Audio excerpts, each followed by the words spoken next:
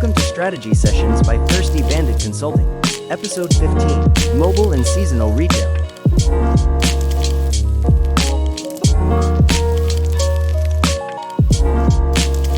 Hello, everybody. This is Corey Kraychek, and this is another session of Strategy Sessions with Thirsty Bandit Consulting. I'm here today with Rachel Brown, as always. Good morning, Rach. How's it going? Hi, it's going, man. It's Monday. Monday We're fun off to day. another week. Yes. Well, we have a really exciting episode today, one that I think is super timely considering we're recording this in the fall. So it's it's the autumn time and the holidays are right around the corner. And I think a lot of the programming and a lot of the things that this guest works with translates really well during this time of the year. I mean, they're sort of great all times of the year, but this time of the year in particular, I always sort of equate with this. But I'm not gonna give away what we're doing yet. So with that, Miss Suzanne Hasz is with us this morning. Hi, Suzanne. How you doing? Great. Good morning. Yeah. So Suzanne actually founded Hudson Trailer Company. Suzanne, do you want to give us just a few notes about your journey in this space and what Hudson does and what you guys are currently working on? Sure, thank you. So I founded Hudson Trailer Company about a decade ago, just around the concept of bringing events outside. So moving beyond brick and mortars and bringing mobile businesses really to the forefront. So we started as an event rental company with, I think, 13. We had 13 rentals of everything from mobile bars, coffee, photo booths, things like that. And then we forayed into building custom mobile businesses for other companies as, our journey went on and people saw what we were doing. And, that was really transformed during COVID too, because if you had a mobile space, then you were kind of surviving that era. So we're located in Jacksonville and Florida. And, now we're full-time building for other people. We don't rent anymore. Yeah, that's amazing. I mean, the COVID era, I think, forced so many people in customer-facing industries to rethink their entire business models, or it also gave the opportunity to maybe push forward on initiatives that they wouldn't have typically done had Mhm. in status quo. And it's amazing to me. I mean, it's not amazing, it's pretty obvious, but you don't really think about the fact that mobile units are certainly one of those things that benefited greatly from that time period because you're servicing people in the open air. And just it was a logical connection to that. But as we look now that we're sort of 5 years removed from the pandemic, what do you think's driving mobile retail and pop-up experiences today? I mean, how are the kind of the changing consumer behaviors in a post-COVID era influencing that transition even more so, I would say, probably 5 years after the pandemic? Well, I think that influenced retail so much that, any bars, restaurants, anything never really went back to how it was pre-COVID. I think Yeah. consumers really want that experience where it's novel, it's innovative, and the brick and mortar, I think, is almost um, at the forefront as it was, pre-COVID. And I think, consumers really thrive on mobile experiences. And then, of course, integrate social media, right? The big boom of Instagram, and everybody wants Instagrammable moments. And I think with regard, to post-COVID, everybody wants to go out. And when they're outside, they want to see food and beverages. If you go to an outside, even a beach, where you traditionally wouldn't see that, you want to see that food and beverage. I think, bringing this experience into mobile wineries, you know, talk about that and bringing it to the winery, I think is essential. People want to have that tasting or, fun Instagrammable moment everywhere on the property. Yeah, I Yeah. think you're absolutely right with that. That's the big thing now. I mean, we've talked about this in just like culture and aesthetic and vibe and like what people are looking for. And like we felt it in the tasting room. We felt the changes and like how we had to adapt. And even in the last place I've worked, like we felt, what's the first thing they see when they come in? How do you keep that bond like active even outside the tasting room? It's really just like incredible how much it's changed and what people look for now. But with that, like, I think the design part of this, I think the quote is that you called mobile units moving billboards, I think is the term. Mhm. So what makes design, I guess this is a two-part question. So what makes design and branding so critical? And then what are some of the effective ways that wineries are turning these setups into like social media gold? Well, I think one of the most important things is you can really curate a mobile tasting room or any mobile unit to look exactly like the brand. You know, whether you're bringing in elements from the vineyard or, their own brick and mortar. That way, wherever it travels, as it travels to new customers, it's really representative of the brand. And you're really able to establish brand recognition in that way in a lower cost. The other thing that's really cool about mobile units is that you can almost use them as a test market, right? So if you're thinking about rebranding or doing something innovative, you can do it in a mobile unit that is far less consequences than a traditional brick and mortar. So you can almost use it as a test run, and then that will also lead to new clients and new recognition as well. And I think with regard to, social media and Instagrammable moments, TikTok is I see clients really using that to drive people to the mobile unit. So, if they have a pop up, a curated experience, and you can launch it, you can have specific times, people can follow you on the map, clients are doing tours where they get to reach customers outside of their physical base. And so, you're really creating brand recognition that way as well. And, when you're designing your mobile business, whether it is an experience, a retail shop, or a tasting room, you can really integrate every element of the winery. So, from countertops to flooring to exterior paint wraps, final, design, you can really make it a mini shop. And you have the latitude of doing that on a lesser financial scale. It doesn't cost as much. Yeah, it's amazing the options that hospitality, wineries, breweries have at their disposal today in order to dip their toe into a particular market. Probably about 8 years ago, 9 years ago, we activated a mobile trike concept. So a non-motorized, three-wheel trike in Center City, Philadelphia.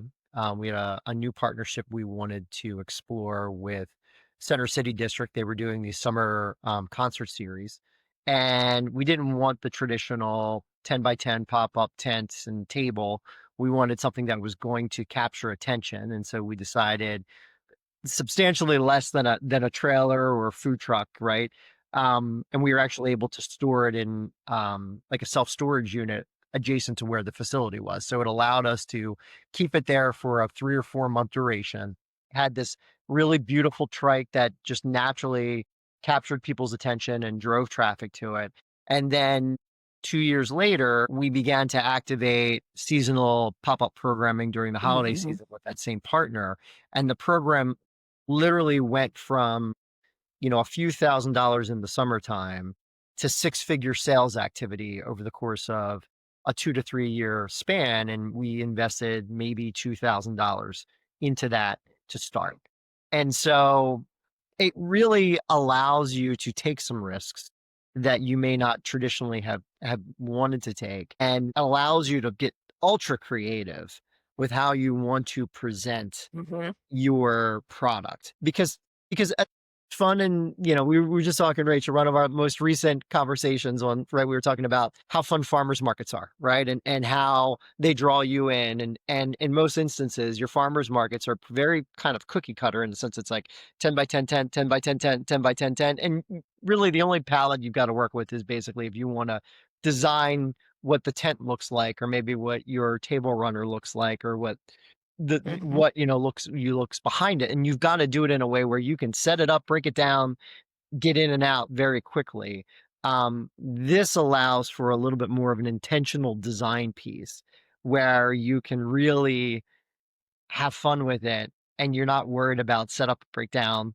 You just kind of pull in and here it is, and, you can put the time and attention to that. Have you had anybody, Suzanne, take the opportunity to pilot either new branding, new concepts, like maybe like either a sub-brand, a new product, where they actually use the mobile unit and it wasn't directly in line with what their established brand guidelines were, but they use it to kinda go way out in sort of left field for a project? Yeah, we did. A couple years back, we did a Piaggio Ape, a little Italian vehicle for a brand. It served two elements. They could drive around, with Mhm, it and sort of reach customers outside their brick and mortar, but also they were serving their product out of it. And it was completely different from, previous designs. I think that it's a well established French company, so I mhm. think they wanted to do something on a small scale just to test the market, and I think it worked well. They were very successful. It still sits in Miami right now. So, I think that's the benefit of being able to sort of have fun with it, and you're right, it makes markets easier, and also it just expands your client base so much because a lot of people, may never really visit your brick and mortar or your spot. They may visit the farmer's market every Saturday and then not really and then have a preconceived notion about your brand that it doesn't fit them. But Mhm. if you can take your brand out, then, it's really gonna help sort of bring in new customers, get a different vision about truly what your brand serves and how you can be for a lot of other people. Yeah, and I think you mentioned this at the very beginning. It's sort of that precursory step sometimes where you identify a new market to be in. I mean, we talked a little bit about the seasonal pop-ups with the Philadelphia project, but if you're thinking about making a major capital investment in another brick and mortar satellite location, testing out what that market is for proof of Mhm. concept using a mobile unit is the easiest way to do that because it gives you a real feel for what that community is looking for, helps to pre-establish the brand so that if you do roll right into a brick and mortar, you have a head start essentially on capturing a local client base there. Um, for wineries debating on whether to invest, I mean, I gave my one small example, but for you guys, like, what does the typical cost to return picture look like? I mean, are there examples where the model actually paid for itself way quicker than what they had expected the return to see the return? Yeah, I think, if you're looking at something that can be a tasting room and, also a retail shop, you're looking at 60, probably up to 100,000, depending on what your design is and the size, right? Since everything's custom, we can really curate it so it can fit both the footprint, but also, almost the sky's the limit on design when you want to integrate some of the, paints and wall panels. But I think for us, we see our clients have a return in about a year to 2, and I say 2 because it really depends on what your program's like. We have some clients that only use it seasonally, and then we have other clients who really take the opportunity to use it for weddings, use it on the property, take it off the property for events, festivals, markets, like you said, and then also, seasonally create a gifting program. We have a client right now we're building a vehicle for, and the sole purpose of this vehicle is gifting, and they actually engrave bottles. Hmm. So for the holiday, which, it's your product and then it's elevated. That's, something you can do a special engraving for the person you're gifting it to, which is perfect for the holidays. And it ties right into the fact that people like innovative gifts as well.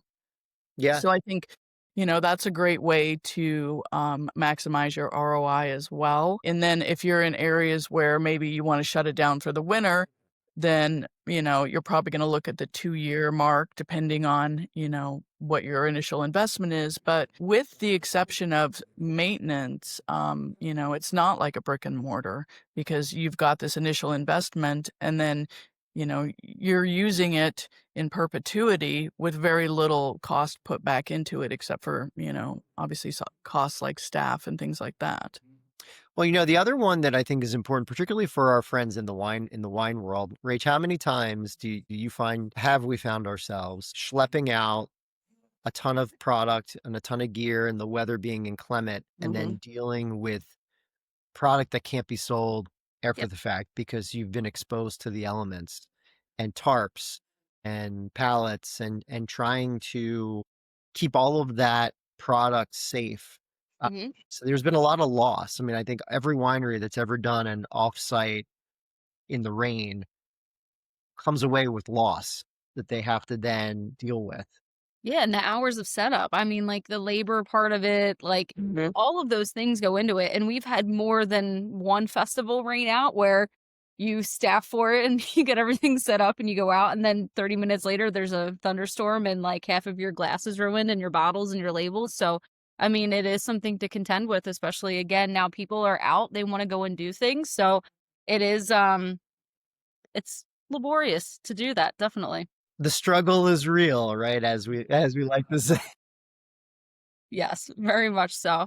So then I guess like now that we're kind of at the crux of this, like people are kind of mobilizing a little bit more. They're seeing kind of like the need and like what this does. So as more beverage brands start to like embrace this, like what trends or innovations do you see kind of shaping the next evolution of like the on the go tasting experience? Well, I think design is huge, creating things that are recognizable, but also wow factor. So whether you're, adding roof signage, things like that, that people will stop and look and recognize your brand. Obviously, sustainability is a huge thing. People are moving towards renewable energy. That way they can really be off the grid anywhere. I think that's an important thing. As far as just the mobile units in general, digital, displays, menu, just ways that are easier for customers to see what you're offering, and then integrating specific areas in the build to have, a place where you can have the retail or you can have the tasting and it's all wrapped up in one. So you can go anywhere and provide any of those services in that location. Like you said, having all of your product there, signing people up for subscriptions or doing, private tastings, or even we have a client who uses it for curated dinners. So Nice. I think there's a lot of really fun concepts, and really the sky's the limit. You can't, as far as being innovative, anything you can think up really and integrate into that in a mobile unit is really going to push your brand forward as far as being an Instagrammable moment or pairing with festivals or influencers, events, and, using it for digital destination marketing, things like that. Really having a mobile unit expands your program already that you have. So I think pushing the limit that way is fun because it gives the brand a refresh. I think sometimes brands get stuck in the brick and mortar and they don't Definitely. think, where do we go from here? We've tried new marketing, we've tried new advertising. This is a way to sort of springboard to bring your brand to the client. I mean, I love the idea of the roadshow concept, right? I mean, I love the idea of maybe not even utilizing a unit like this for established festival programming or seasonal programming that comes in and year in and year out. And I think this is particularly an important note for wineries that have a split revenue model where a portion of what they do is wholesale driven and they're trying to engage consumers in other markets. So being able to physically take that unit on the road, cross state lines, assuming you get the correct permitting and licensing to do that activity, working in conjunction either with your local wholesaler or distributor to do product activation can be a really effective way to get the word out of your brand in new markets or markets that you want to put a little bit more attention to. Granted, and it goes back to, I mean, much like those 10 by 10 pop-ups, there's still a lot of labor and a lot of planning and logistics that's involved in that.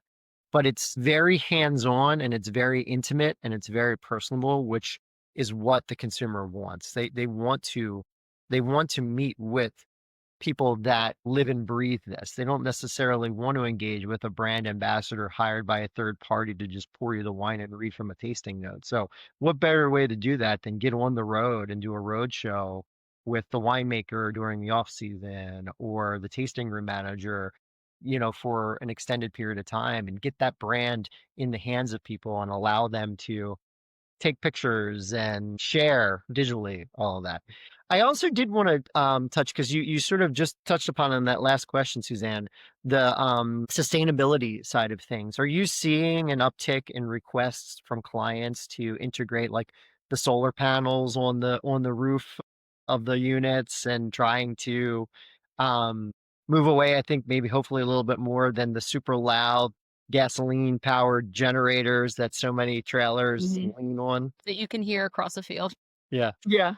Yeah, I think we are. I think there's a challenge with regard to solar, but we have battery power as well, so Mhm. we can go to that. And then, there are generators that are, more efficient, lower noise. So we always try to integrate that. I think, as you had mentioned, I think it's such a great idea to take, the brand on the road because right now, if you look at the movement where we're so focused on our food and, bringing more quality food and farms and everything right now, to integrate wine to those farm experiences, to bring your brand and have, a wine brand at a farm dinner. Those things that really don't exist right now, we're not seeing those, but I think there's so many ways to integrate wine in so many different movements right now, and we really haven't seen it. We've seen a lot of it with spirits, Mhm. and we haven't seen it on the wine side yet. So I think right now it's huge. Yeah, it is very interesting. That's a great point because farms are not typically located in easy to reach areas. And although agritourism is continues to grow and local municipalities all throughout the country are really struggling trying to redefine their agritourism laws to allow farms to generate revenue outside of the commodities that they're making so they become more tourism focused destinations. So farm to table and experiential on an ag is a huge growth industry right now. Mhm. And allowing yourself to take your product out to those places is a no-brainer because absolutely reinforces regionalism and it reinforces the farm to table, locavore concepts, and pairs your wines, which are local products, with local foods that's are also being grown, Yeah. which in our experiences are always is sort of the best marriage that you can possibly have. Mhm. So you drink with the food that's being made from that area, and you should always have a great experience with that. So no, I agree 100%. Um, any parting thoughts for any of our business owners or leaders? Any recommendations? Any final words for them if they're really thinking about taking the next step and going mobile? Well, I think, it's always a great conversation when you think about the next step in your winery or your brick and mortar is how you can get more eyes on your product. A mobile is a great way. So we're always happy to discuss with people, you know, what makes sense for them and, what kind of vehicle, whether it's a trailer or, a drivable or even a horse trailer. These are very popular for wineries, um, and to look at the numbers so then you can sort of forward think it and think, okay, this next year we'll look at this and then curate sort of a program around it. But I think it is the way a lot of people are, trending, and I don't think it's going to stop. I think mobile is really gained such traction after that you don't likely see that it's, getting oversaturated. I think if anything, there's more demand for it. Yeah, no, I think you're absolutely right, and I feel for those of you out there that think that this might just be too big of a project, either from a bandwidth perspective or a budgetary perspective, I would definitely encourage you to at least kick the tires on it a little bit more, and that's my bad mobile pun at the end of our podcast. But the reality is, at Thirsty Bandit, Rachel and I are always willing to have a sit down and do a free consultation with clients to talk about how this could work within the parameters of the budget and their organization. And I know you and I have talked, Suzanne, about Hudson Trailer. You guys do the same time. You talk a lot, I'm sure, with prospective clients on how they can Mhm. get their head wrapped around this concept. So I think both organizations are sort of, at the ready to speak with people and help them figure out if this is something that makes sense for their brand as they start to move into 2026, because I mean, honestly, budgeting is right around the corner for so Right. many folks. If they're not already working on it. And then I know collaboratively, we also just worked on sort of a kind of a quick and dirty article on why these units make sense for the wine industry. And that will be in the next issue of the Grapevine magazine. So the November, December 2025 issue of Grapevine magazine will have that article and a direct link to this podcast so people can at least get a starting point, right? If they haven't done it before, they can learn a little bit more, educate themselves, and then they have really the people that can help them make it a reality if they want to take that next step. So this has been really fun for us. I love talking about mobile. I love talking about seasonal. I think that it is sort of it's really low hanging fruit for growing brands. And I've been following Hudson for a very long time, and I'm a huge fan of the aesthetic and what you guys bring to the table in this market. You're absolutely one of the best in class in the United States doing it right now. And Well, so I thank you. encourage people to check you guys out. And yeah, so please, folks, drop us a note. Let us know what you think about taking your brand on the road and using mobile to accomplish your brand goals. And if you have further questions, we'll drop contact information and websites and links and all those good things in the podcast details. And hopefully we see your brand out on the road sometime next year. All right. Thanks so much, guys. We'll see you next time. Take care, everybody. Cheers. Thank you.